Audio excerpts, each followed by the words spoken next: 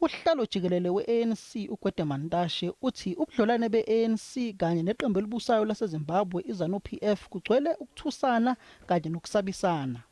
Lokhu kusuke emva kokuthi oyilungu leZANU-PF aphinde futhi asebenzele leli qembu esabise ukuthi uzosho ukuthi kungani kwakukhona ithimba le-ANC elaliholwa unobhala jikelele u-Ace Magashule elahamba laya eHarare eZimbabwe. Ungqongqoshe wezezimali eNingizimu Afrika kanye nelungu lesigungu esiphezulu se-ANC uTito Mboweni uthi ubudlelwane be-ANC kanye neZANU-PF buhlukumeza leli qembu elibusayo eNingizimu Afrika i-ANC.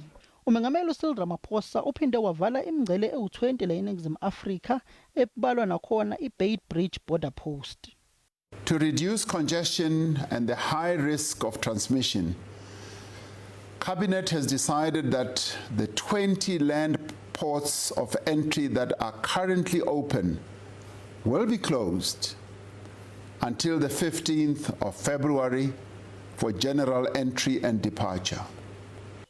Usolwazi wezepolitiki uProfessor Mcebisi Dletshana uthi iNingizimu Afrika ibanjwe ekhoneni ngokuthi yamkele wonke ukungcola okwenziwa uhulumeni waseZimbabwe.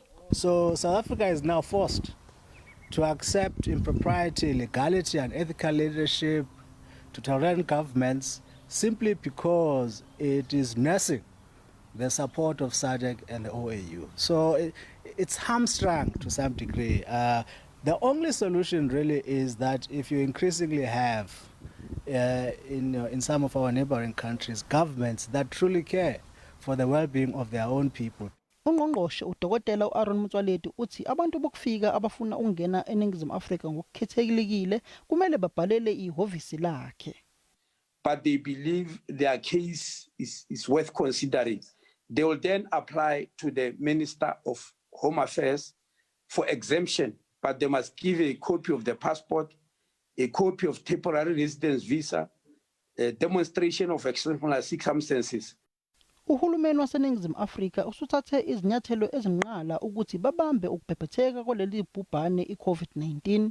Lokhu kungadala ukuthi ubudlelwane beNingizimu Afrika kanye namanye amazwe asemngceleni ethu afana noZimbabwe bungabi kahle.